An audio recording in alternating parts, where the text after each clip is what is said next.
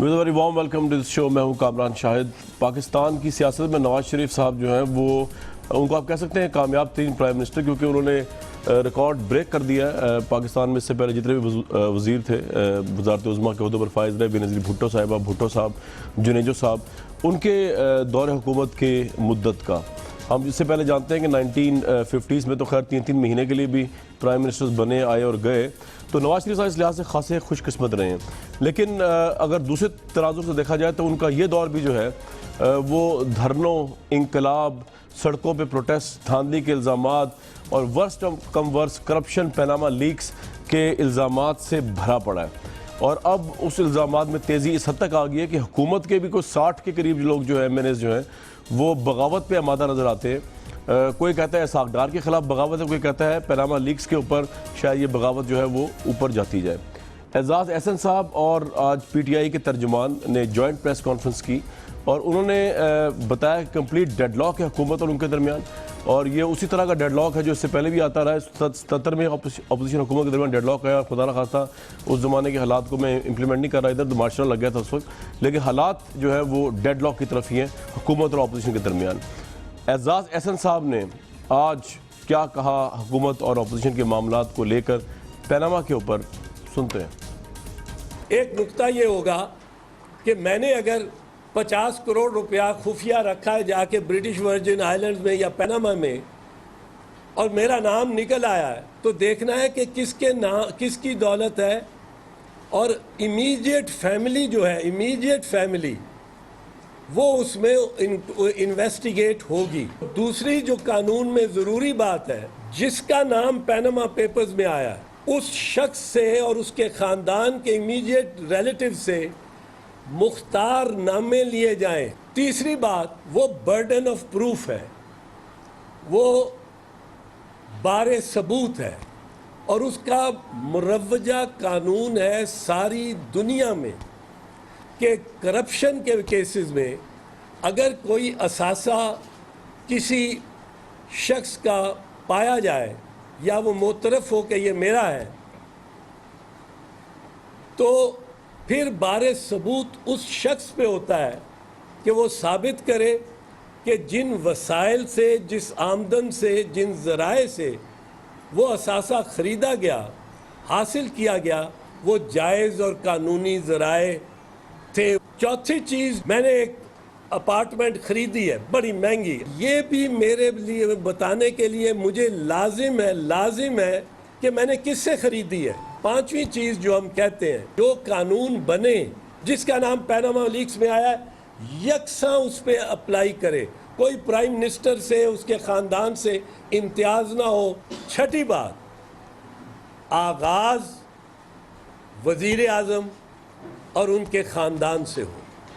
जी, आगाज़ prime minister उनके ख़ानदान से हो। जहाँ से बात चली थी वहीं पे रुकी हुई है और प्राइम मिनिस्टर उनकी टीम भी जो है वो आने को नहीं दे रही, हाथ लगाने नहीं दे रही खुद को। कब तक? लेकिन इस मुल्क का मुस्तकबिल मिड टर्म इलेक्शन है, इस मुल्क का मुस्तकबिल 2018 में कामयाब ट्रांजिशन ऑफ पावर है, इस मुल्क का मुस्तकबिल जो है करप्शन में इन्वेस्टिगेशन है। इन तमाम चीज़ों बात करेंगे, लेकिन एक और बड़ा अहम मौजूद जो आज के इस प्रोग्राम में मैं डिस्कस करूँगा, मुख्तलिफ जगहों पे बात चल रही है कि नैब के चेयरमैन जो है वो बेसिकली गैर कानूनी तौर पर मराद ले रहे हैं पाकिस्तान फ़ौज से, जहाँ से वो भर्ती होकर basically DMG group civil service में आए थे। इस पर ही बात करेंगे और आपको बताएंगे कि इसमें कितनी हकीकत है और कितनी हकीकत नहीं है। नैब के चेयरमैन के हवाले से बात की जाएगी इस प्रोग्राम में एक ब्रेक के बाद।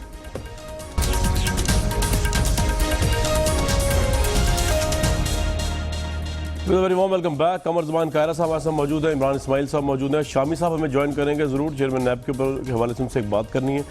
और PMLN की तरफ से हमें बताया गया कि माइज़ा हमीद साहब आएंगी, अभी तक तो नहीं पहुंची। वैसे तशवीश की बात इसलिए भी है, नून लीग वाले आजकल क्योंकि असेंबली में बगावतें करते फिर रहे हैं, तो उम्मीद है पहुंच जाएंगी, वरना इससे इस शक को तकवीन मिलेगी कि बागियों का ग्रुप जो है वो बहुत बड़ा होता जा रहा है अगेंस्ट नवाज शरीफ साहब की क़यादत के मुबैना तौर पर। इंतज़ार कर रहे हैं उनका प्रोग्राम में आए और ज्वाइन करें। कायरा साहब, सर वहीं पे गाड़ी जहाँ पे शुरू हुई थी वहीं पे ख़त्म होगी। आज जब मैंने एजाज़ साहब की गुफ्तगू सुनी, वही 6 नुक्ते, वही 6 पॉइंट्स, लग ये रहा है कि आप और PTI भी गिव अप कर गए हुकूमत के आगे, बस उनको टाइम दिए जा रहे हैं और अब आपका बस तो चल नहीं रहा उनके ऊपर और वो कुछ करने को तैयार नहीं है, आपकी बात मानने को, एक भी पॉइंट मानने को तैयार नहीं है। कायरा साहब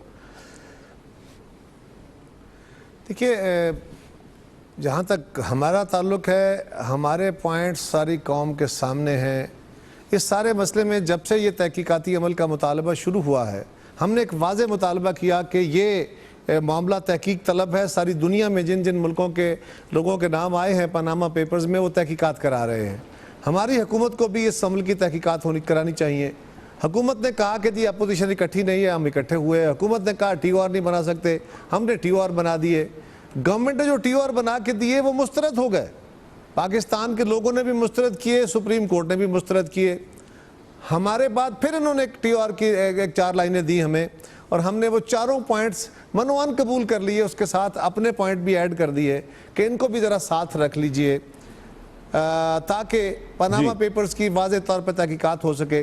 अब या तो हमें मीडिया के दोस्त या हमारे क्रिटिक दोनों ये बताएं कि अपोजिशन के मुतालबात में वो कौन सा मुतालबा, वो कौन सा पॉइंट, वो कौन सा सवाल ऐसा है जो गलत है, सारे जायज़ खिलाफ हक़ाइक़ है, खिलाफ कानून है। और अगर वो नहीं है तो फिर गवर्नमेंट की तरफ से हटधर्मी का मुजाहरा है।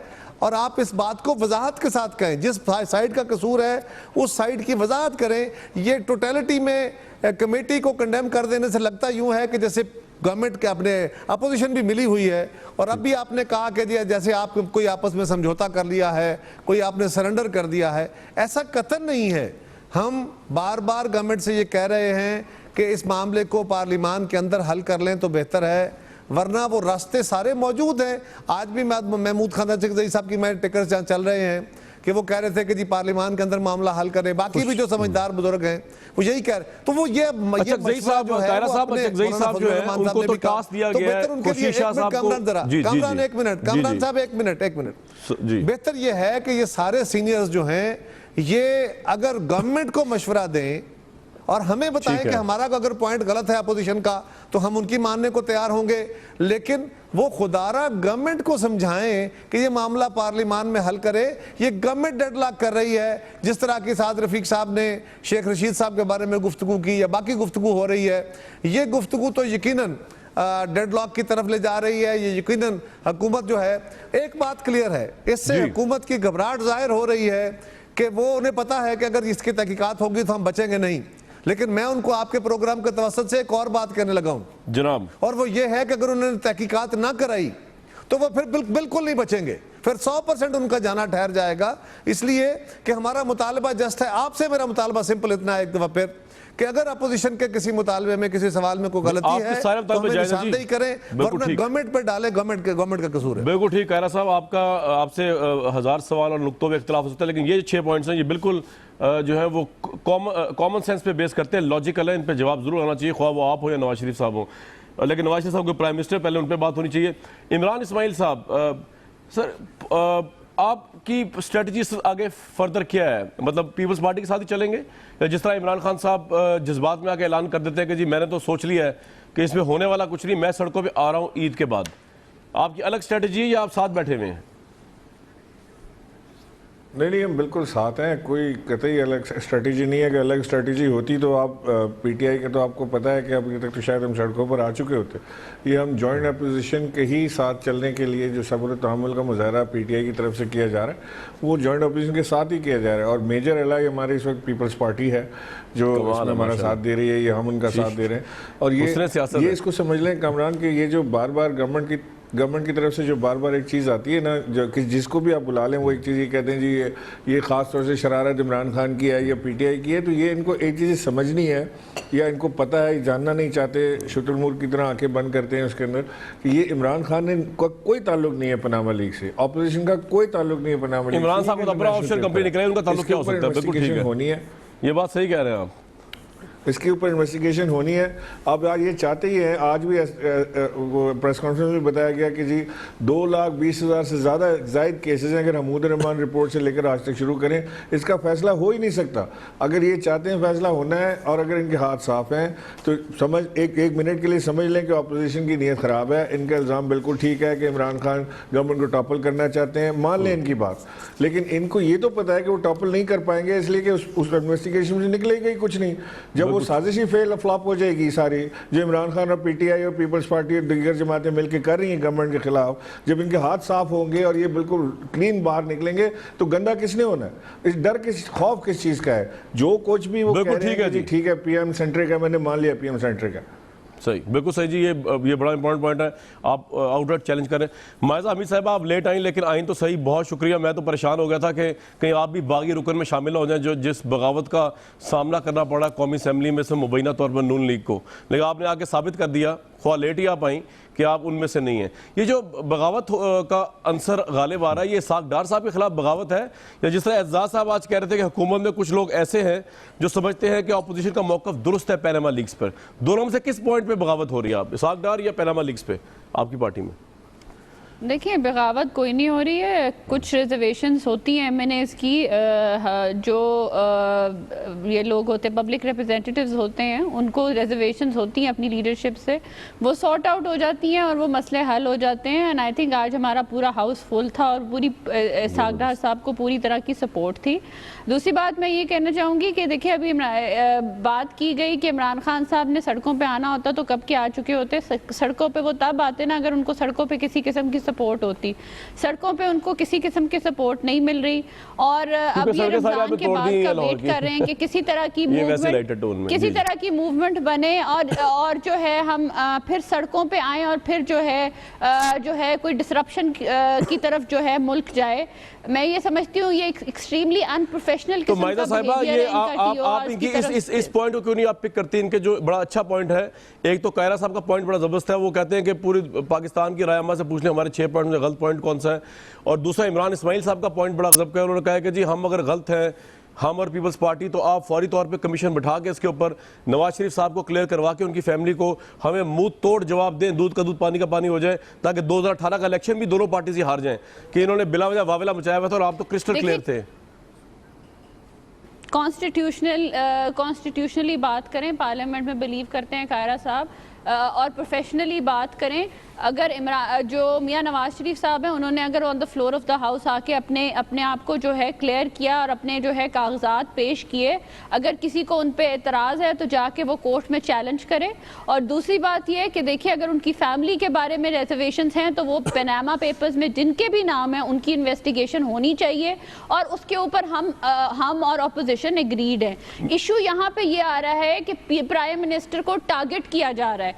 एक ऐसे प्राइम मिनिस्टर का अगर इनकी ये स्टांस है कि पनामा पेपर्स पे ही इन्वेस्टिगेशन होनी चाहिए, तो फिर एक ऐसे प्राइम मिनिस्टर का जिसका पनामा पेपर्स में नाम नहीं है ये क्यों इंसिस्ट कर रहे हैं कि पनामा पेपर्स में की इन्वेस्टिगेशन लोगों के लिए मैं ये समझती हूँ कि ये more of a victimisation kind of हैं और इस पे हम कभी एग्री नहीं करेंगे। मैं जाऊंगा कायरा साहब के पास, लेकिन मैं आपको थोड़ा सा, क्योंकि लोगों को कंफ्यूजन ना हो, लोग भी सोच रहे होंगे वाकई ये बड़ी कोई जाहिलाना मूव चलाई है अपोजिशन, इतनी पढ़े लिखी मोतबर मुदब्बर सीनियर अपोजिशन है, वो इतनी बेवकूफ़ है खुदा ना खास्ता जिस तरह आप फरमा रही हैं कि नवाज शरीफ साहब का नाम भी नहीं आया, फिर उनका नाम क्यों रखे दे रहे। मैं ऑडियंस के लिए एक बात क्लियर कर दूं कि प्रॉब्लम इशू ये है कि 90s के अंदर क्योंकि नवाज शरीफ साहब के तीनों बच्चे, उनकी उम्र बहुत छोटी थी, तो अगर उनके नाम पे भी ये प्रॉपर्टीज उस वक्त ज़माने में उनके नाम पे भी पैसा ट्रांसफ़र या कंपनी बनी, तो सवाल ये उठ रहा है कि according to by all senses and common sense and logic बाप या वालदा या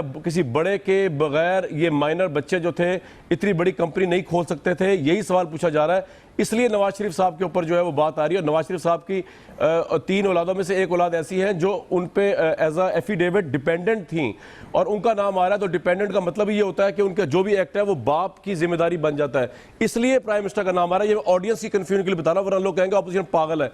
कायरा साहब ये वाला पॉइंट तो मैंने क्लियर कर दिया, वो कहने की जरूरत नहीं मेरे ख्याल से प्राइम मिनिस्टर का नाम क्यों आ रहा है, माइनर इशू की वजह से उनके बच्चे छोटे थे। बताता हूं जी, बताइए, थोड़ी सी बात करता हूं और बताइए जी। देखिए गुजारिश है मेरा सवाल सर ले लें, सिर्फ एक मिनट सर, एक बार सर सवाल ले लें पूरा, कि जो प्राइम मिनिस्टर ने कौमी असेंबली में आके बात की, क्या वो इनफ नहीं थी आपके लिए?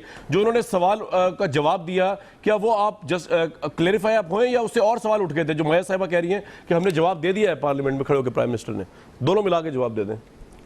देखिए गुजारिश ये है कमरान के प्राइम मिनिस्टर साहब का नाम लेने के ऊपर हुकूमती जमात को बहुत एतराज़ है और वो कह रहे हैं जी ये PM सेंट्रिक है।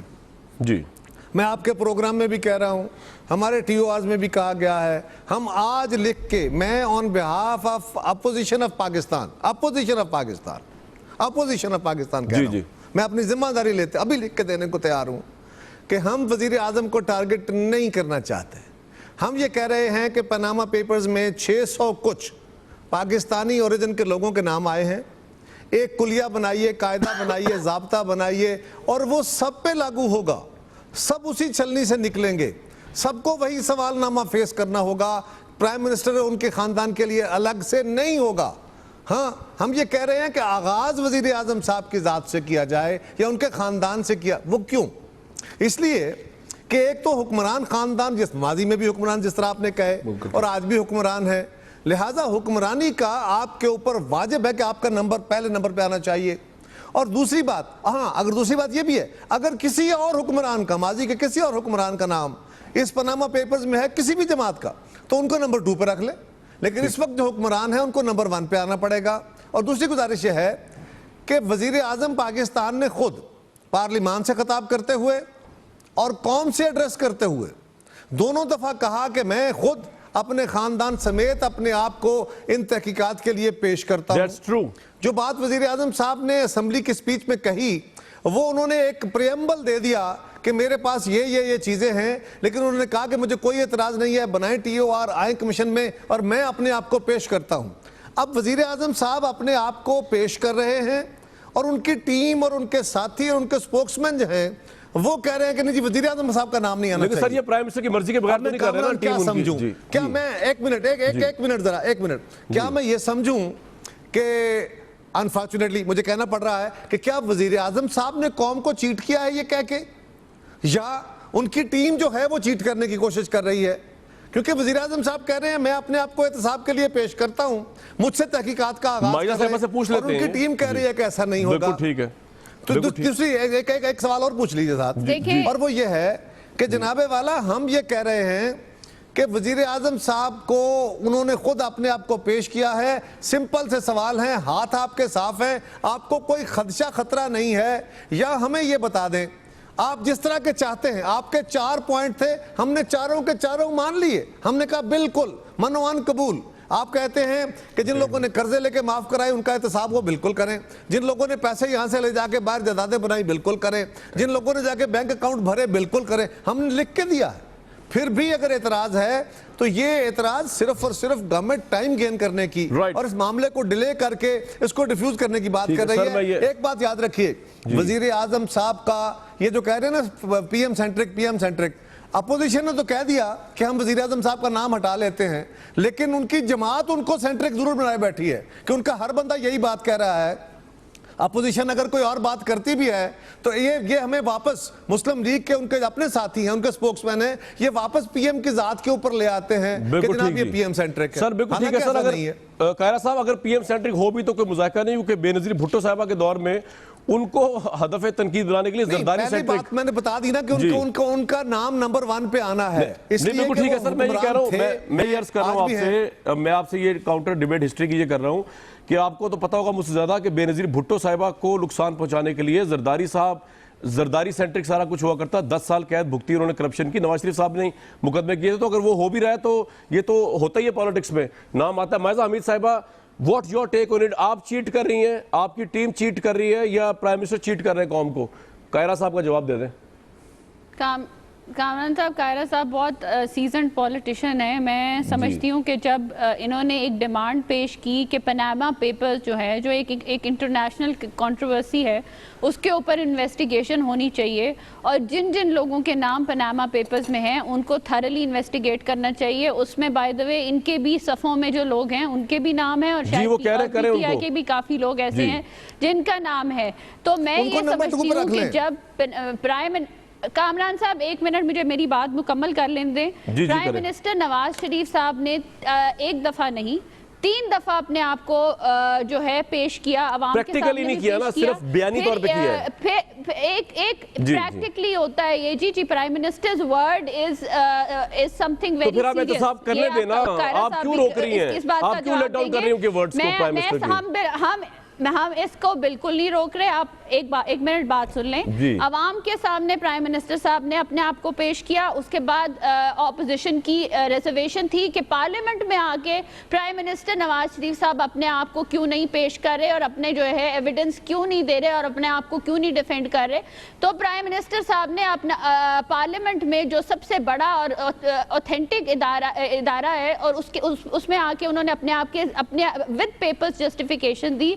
मैं फिर रिपीट करूंगी कि अगर इनको रिजर्वेशन है, अगर इनको डाउट है प्राइम मिनिस्टर नवाज शरीफ की जो है करप्शन पे, तो फिर ये क्यों नहीं कोर्ट में जाके इस चीज को कोर्ट में तो फिर इवेंचुअली जाएंगे। माया साहबा एक मिनट, आप बताओ क्या बात कर रही है आप माया साहबा, आप ये बात जी मैं दे रहा हूँ आपको, बता रहा हूँ माया साहबा, आप ये कह रही हैं, मेरी बात तो सुन लीजिए, आप ये कह रही हैं कि जी हमने तो करना नहीं, आप कोर्ट जाएं, सड़कों पे जाएं, हमें से क्या। कर रही हूँ नहीं कामरान एक बात समझिए जी, मैंने इमरान साहब से बात कर रहा हूं जी, कह रहा था वो ये है यहाँ पे कोशिश ये की जाए माया साहब आपका पॉइंट आ गया का नाम डाला जाए, फिर प्राइम मिनिस्टर के बच्चों का नाम भी डाला जाए, फिर उनके ग्रैंड चिल्ड्रन का भी डाला जाए, और मेरा ख्याल है अगर इनके हाथ में हो तो शायद अनबॉर्न चिल्ड्रन का भी नाम डाला जाए।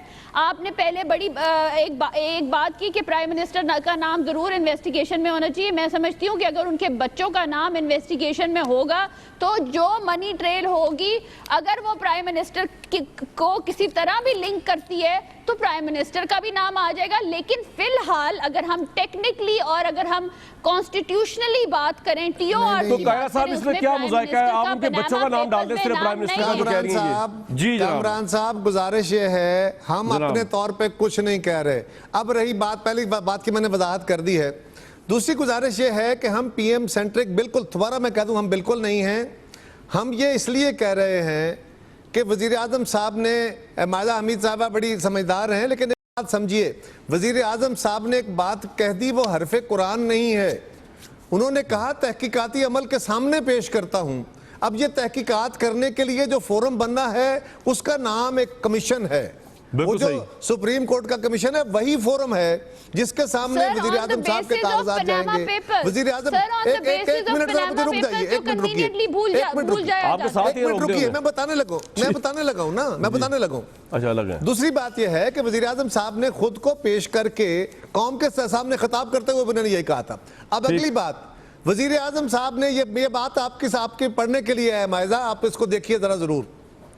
वजीर आजम साहब ने कौम से खिताब करते हुए ये बात खुद कही, वजीर आजम पाकिस्तान जनाब मियां मोहम्मद नवाज शरीफ साहब ने कही कि जो लोग करप्शन करते हैं, जो लोग गलत काम करते हैं और गलत मनी पार्किंग करते हैं, वो कोई अपने नाम तो नहीं रखते ना, कोई अपने माँ बाप के नाम रखता है, कोई बच्चों के नाम रखता है, कोई बीवी के नाम लगा देता है। ये वजीर आजम साहब के कौम से नशरी खिताब में वजीर आजम पाकिस्तान ने खुद फरमाया है जी, बिल्कुल फरमाया। और हम उन्हीं के कहने के मुताबिक हमने कहा है इन लोगों को भी शामिल कर लें साथ। अब हमारा क्या गुनाह है? आप कोई गुनाह नहीं है, बिल्कुल ठीक है, बिल्कुल ठीक है। दोनों बातें एक अपने आप को एक इजाजत दी जा रही है कि क्रॉस द बोर्ड जो है एक कॉन्स्टिट्यूशनली बिल बनाया जाए, पार्लियामेंट में उन्होंने तकरीर की है, वहां कोई कागज नहीं दिया, किसके सामने पेश हुए, पकड़ी जाए, उससे भी आपको इतराज है। आप इस चीज को बेसिकली करना चाहते हैं, किसी ने नहीं, बिल्कुल आप हकल है, सॉरी टू से। अभी वीडियोस भी रिलीज हुई हैं जिसमें आप लोगों की पॉलिटिकल पार्टी के करप्शन के नाम भी हैं, ये नामुनासिब तरीका है गुफ्तगू का। खान साहब की जो पार्टी है उसकी तो टॉप रो पे ऐसे नाम है। अच्छा ठीक है, मायदा साहिबा इस पे बात करते हैं, मैं जरा आगे चलूंगा। कायरा साहब आप और मायदा साहिबा के से इमरान साहब पे, मेरी जमात पे मायदा साहिबा, मुझे आपका एहतराम है, आप खातून हैं। अगर आप इस तरह गुफ्तगू करेंगी तो मैं आपकी जमात के ऊपर को 500 इल्ज़ाम लगा दूंगा, आपकी क़यादत के ऊपर भी, आपके बहुत करीबी लोगों के ऊपर भी, आपके वज़रा के ऊपर भी, और विद प्रूफ दे दूंगा। तो फिर आपके लिए एम्बैरसिंग हो जाएगा, ये मुनासिब नहीं है। सवाल है इस वक्त जो बहस हो रही है उस पर रहिए। मैं सिंपल कह रहा हूं कि हम अपने तई कुछ नहीं कह रहे, हम सिर्फ ये कह रहे हैं कि उसकी तहकीकात करें। वज़ीर आज़म साहब ने अभी तक जो कुछ कहा है वो सिर्फ बातें हैं, वो डॉक्यूमेंट नहीं है, वो किसी फोरम के सामने पेश नहीं हुए, और जो फोरम हम तजवीज़ कर रहे हैं उसी का नाम कमीशन है और उसी के TOR ये वज़ीर आज़म साहब का अपना हुक्म है। और अगर हम बाप का, बेटे का, बेटी का, बीवी का पूछ रहे हैं या फैमिली की तशरीह कर रहे हैं, तो ये वज़ीर आज़म साहब की अपनी की हुई तशरीह है, ये हमारी नहीं है। बिल्कुल ठीक है सर। आप मैं जा रहा हूँ इमरान साहब के बाद। कायरा साहब, ये है कि रमजान में कौन कहता है एनर्जी लेवल ड्रॉप हो जाता है? माशाल्लाह आपकी फसाद व बलागत उधर ही खड़ी हुई है, लग रही है रमजान का असर हुआ आप पे।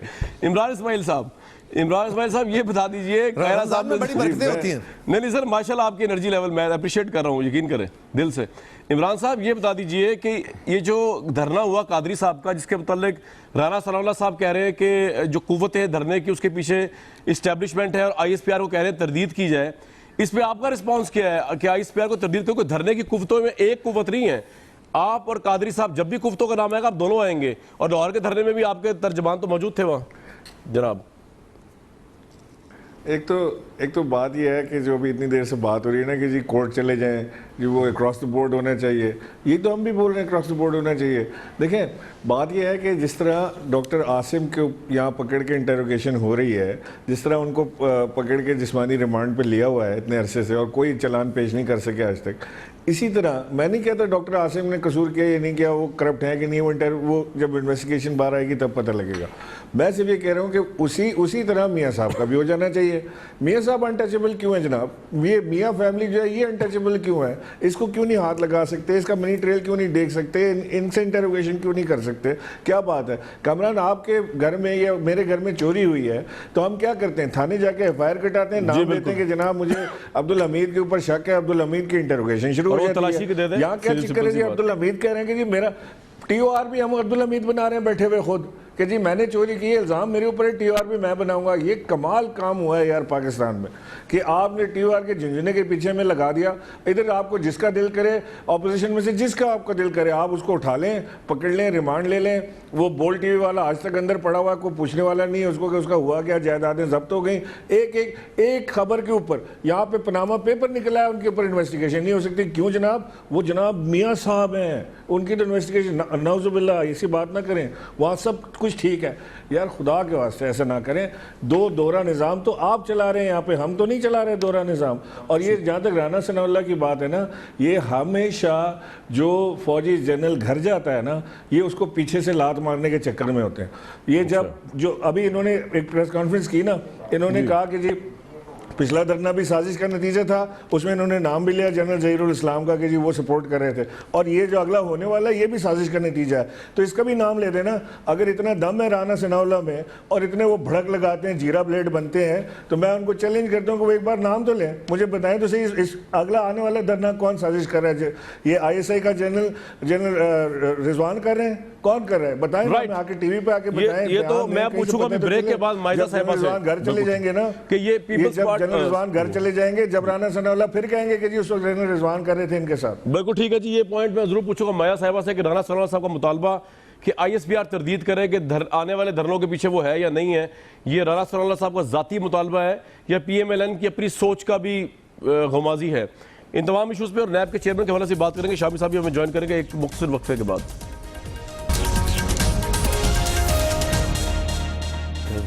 Viewers, very warm welcome back to this show. Maida Hameed sahiba, फौज का रोल तलाश करते फिर रही है आपके वजारत कानून पंजाब की इन धरनों के पीछे। ये नवाज शरीफ साहब की ज़बान बोल रहे हैं, राना साहब PMLN की ज़बान बोल रहे हैं या अपनी ज़बान बोल रहे हैं? ये तो पहले क्लियर कर दें, आप भी ये समझते हैं आप लोग? देखिए जी, ताहिरुल कादरी साहब का भी धरना हुआ है जिसको ये कन्वीनियंटली जिसका साथ देते हैं, और जिन्होंने पार्लियामेंट में भी हमला किया और कब्रें भी खोदी पार्लियामेंट के सामने, और आप पता नहीं किस मुंह से उनका साथ दे रहे हैं। मैं समझती हूँ कि ऑब्वियसली इनको किसी न किसी किस्म की जो सपोर्ट थी, जो इन्होंने ये धरने दिए और मुल्क को डीरेल करने की कोशिश की, जहाँ उस वक्त जब मुल्क जो है ऑब्वियसली पाक चाइना की CPEC का जो है प्रोजेक्ट इनिशिएट हो रहा था, तो ये एंटी गवर्नमेंट इसलिए चलते हैं क्योंकि ये चाहते हैं कि मुल्क में डिसरप्शन हो। दूसरी बात ये कि देखें, TORs के मामले में हमने आपने मेरे सवाल का जवाब नहीं दिया। मैं ये कह रहा हूँ कि डिसरप्शन में आपके नजदीक एस्टेब्लिशमेंट इन्वॉल्व है या राना साहब की अपनी राय है? ये क्लियर तो करते हैं, लोग कंफ्यूज हो रहे हैं कि नवाज शरीफ साहब की राय है। राना साहब की अपनी भी राय हो सकती है, लेकिन आप लोग ओन करते हैं, डिसोन करते हैं इस राय को जी। आप इस राय को एज अ पार्टी ओन करते हैं, डिसोन करते हैं कि ISPR से जवाब तलबी की जाए इस पे? देखिए, मैं हम सिर्फ उस चीज़ को ओन करते हैं कि ये जो PTI है, ये पॉलिटिकल पार्टी ऐसी है जो पार्लियामेंट में बिलीव नहीं करती, ये सड़कों पे आना चाहती है, ये प्रोसेस को डिस्टर्ब माया साहिबा, ऑडियंस सवाल सुन रही होगी, आपके वोटर भी सुन रहे हैं। मेरी आपसे रिक्वेस्ट ये है, इस सवाल का जवाब दे दें। आपकी सारी बात सही है, ये बड़े बुरे लोग हैं PTI वाले बकौल आपके, लेकिन मेरा सवाल ये नहीं था। मेरा सवाल ये है कि ISPR की तरदीद और फौज के पीछे होना, ये आप ओन करते हैं, इस पार्टी नहीं करते? बस इतना बता दें। मैं सिर्फ ये कह रही हूँ कि हम सिर्फ ये चीज ओन करते हैं कि PTI की किसी किस्म की नियत नहीं है कि वो 5वीं दफा मैं आपसे सवाल पूछ रहा हूँ कि राणा साहब ने ये कहा कि आर्मी इन्वॉल्व है धरनों के पीछे, ISPR इसको तरदीद करे। ये राणा साहब की पॉलिसी है या आपकी पार्टी की पॉलिसी है? सिस्टम है उसको डिस्टर्ब करें। माया साहिबा, छठी दफा सवाल पूछ रहा हूँ। पूछें। नहीं, आपकी पार्टी की क्या पॉलिसी है? आप तो खुदा ना खास्ता नहीं समझती एस्टेब्लिशमेंट पीछे है धरनों के। मैंने तो आपको बताया कि हमारी पॉलिटिकल पार्टी की पॉलिसी या हम यही समझते हैं कि जब भी मुल्क जो है इकोनॉमिक स्टेबिलिटी की तरफ जा रहा होता है, उस वक्त PTI जैसी पार्टीज आके इसको डिस्टर्प्ट करती हैं। तो एस्टेब्लिशमेंट तो नहीं ना खड़ी PTI के साथ इस साजिश में? गलत इंटेंशन है और वो माइजा साहिबा सिर्फ ये बता दें, एस्टेब्लिशमेंट पाकिस्तान की तो नहीं खड़ी ना PTI देती है।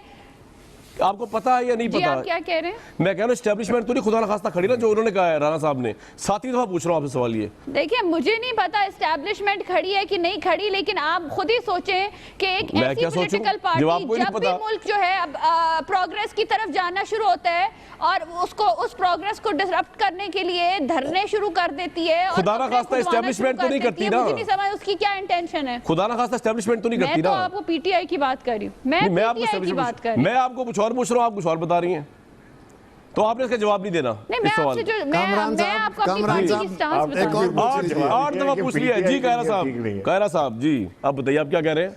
देखिए, एक और सवाल पूछ लीजिए। बात यह है कि ये नहीं बताएंगे गवर्नमेंट वाले। एक पिछले दिनों और काम हुआ, डॉक्टर आसिम साहब की एक वीडियो रिलीज की गई, फिर दूसरी वीडियो आई। उससे पहले 2 वीडियोस बड़ी पॉपुलर हुई मार्केट में। डॉक्टर आसिम की वीडियो के बाद हमने कहा जी दो साइड्स हैं जो इसकी बेनिफिशियरी हो सकती हैं, क्योंकि ये सीक्रेटली रिलीज हुई हैं। हालांकि मीडिया को वैसे पता है कहां से रिलीज हुई है, बताते नहीं है। आप लोग भी कहते हैं ना हमारा सोर्स नहीं हमने रिलीज कर। बिल्कुल सही। हाँ, लेकिन ये सोर्स भी नहीं है, ये सोर्स को आपको पता है। लेकिन सवाल ये है कि चौधरी निसार साहब हो सकते थे, उन्होंने माना था, उन्होंने कहा था कि मेरे पास वीडियोज हैं। हमने कहा जी कि या तो गवर्नमेंट हो सकती है कि वो पीपल्स पार्टी को एक खास मौके पे सबक सिखाना चाहती है, ब्लैकमेल करना चाहती है कि पीपल्स पार्टी खड़ी हो गई है इस मामले में कि पनामा पेपर्स पे तहकीकात की जाए, और या इसकी बेनिफिशियरी फिर वो एजेंसियां हो सकती हैं, वो रेंजर्स है, वो ISI है, जिनके कब्जे में इस वक्त डॉक्टर आसिम साहब हैं, जिनके खिलाफ मुकदमा चला रहे हैं। तो ये वजाहत कर दें। चौधरी निसार साहब ने तीनों वीडियोज को डिसओन कर दिया है। सही है। इसलिए अब तो तीनों वीडियोस के अगर कोई ओनर रह गए हैं, किसी पे ओनर्स रह गया है, तो मैं आपके प्रोग्राम के तवसत में इंतहाई अदब से ये कहूंगा कि अब ISI को और रेंजर्स को इस बात की वजाहत करनी चाहिए कि अगर उनकी कस्टडी में लोग हैं और उनके इंटरव्यूज चले हैं तो किस कानून के तहत चले हैं, किस असूल ज़ाब्ते के तहत, जिसकी कोई लीगल वैल्यू नहीं है। हुकूमत कह रही है कि ये हमारा काम नहीं है, इन्वेस्टिगेशन करा लें। अब जो दूसरा बेनिफिशियरी है वो, या आप मीडिया वाले को साजिश करके बैठे हैं कि आपने को अंदर खाने जाके को मिल मिला करके अंदर से इंटरव्यू रिकॉर्ड कर लिए हैं। अंदर तक लेकिन बड़ी वाजे बात है, अंदर से चीजें बाहर आ जाती हैं बस हमारे पास। लेकिन अगर आपकी नहीं है तो मैं तो अगर करके कह रहा हूँ, अगर आप हैं तो, अगर वैसे आपकी भी बड़ी लंबे, आपके हाथ भी बड़े लंबे हैं, लेकिन इसके बावजूद यहाँ तक शायद ना पहुंचे, तो अगर किसी और के हैं, किसी और एजेंसी के हैं, तो फेडरल गवर्नमेंट ने इसको डिसओन कर दिया। इन्वेस्टिगेशन कराएं। बाकी एजेंसियों के ऊपर जिम्मेदारी बनती है कि वो उस बात की वजाहत करें कि उन्होंने अगर ये इंटरव्यू कराए हैं, पहली बात ये इंटरव्यू कराए हैं कि नहीं कराए हैं, तो किस कानून के तहत उनको रिलीज किया है। ये मामला अगर ये इन्वेस्टिगेशन का मटेरियल था तो ये कोर्ट में पेश होना है। इस तरह की गुफ्तगू बहुत सारी होती है और ये बात गवर्नमेंट ऐसे ही कहेगी। जी, मैं आपको एक बड़ी इंटरेस्टिंग बात बताऊं सर। मैं पाकिस्तान का शायद वाहिद सहाफ़ी हूं जिसने वो वीडियो देखी हुई है जिसके अंदर नवाज शरीफ साहब को जहां रखा गया अरेस्ट करके, और जो उनकी पूरी इंटेरोगेशन हुई, पूरी वीडियो। इसलिए मुझे तो पता है कहाँ से वीडियो आती है, जब हमारे पास भी आती है तो कहाँ से आती है, लेकिन ऑब्वियसली अब इसको क्या डिस्क्लोज करना ये तो हमारे सोर्सेज हैं, but this is a unique case जो मैंने देखा हुआ है। वैसे हम पता करेंगे अब आपसे, हम आपको भी समन करेंगे। तो वजीर दाखिला ने कह दिया गवर्नमेंट को जरूर, लेकिन उस वक्त दौर मुशर्रफ साहब का था। बिल्कुल ठीक है, जब ये वीडियो बनी थी। इमरान इस्माइल, मैं आपके पास तो 9वां सवाल वही 9वीं दफा लेके आऊंगा कि आप ऑन करती हैं कि नहीं करती मैडम उसको, लेकिन इमरान इस्माइल साहब के पास जा रहा हूं मैं।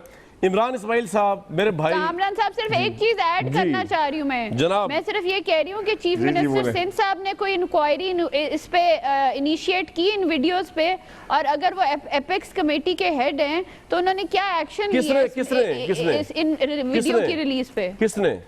ये जो आपकी डॉक्टर आसिम की वीडियो रिलीजेस हुई हैं, ये आपकी वजारत दाखिला के अंडर आते हैं, रेंजर्स और जो हिरासती इदारे हैं, ये आपसे पूछना चाहिए। कामरान, मैं नहीं कहना चाहता था। आसिम की वीडियो रिलीज हुई हैं, इसमें एपिक्स कमेटी के हेड चीफ मिनिस्टर सिंध हैं, क्या उन्होंने कोई एक्शन लिया? शेर सुना देता हूँ, बस यही काफी है। जरूर सुनाइए जी। वो कहते हैं ना, दामन पे कोई दाग ना खंजर पे कोई खंजर पे कोई दाग ना दामन पे कोई छींट।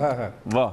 खंजर पे कोई दाग ना दामन पे कोई छींट, तुम कत्ल करे हो कि करामात करे। वाह वाह वाह वाह, ये तो माया साहब का नाम हो गया शेर आपका आज का, जबरदस्त। इमरान इस्माइल साहब, भाईजान आपसे मुझे खतरा ये लग रहा है, पीपल्स पार्टी को बड़ा खतरा लग रहा है मुझे।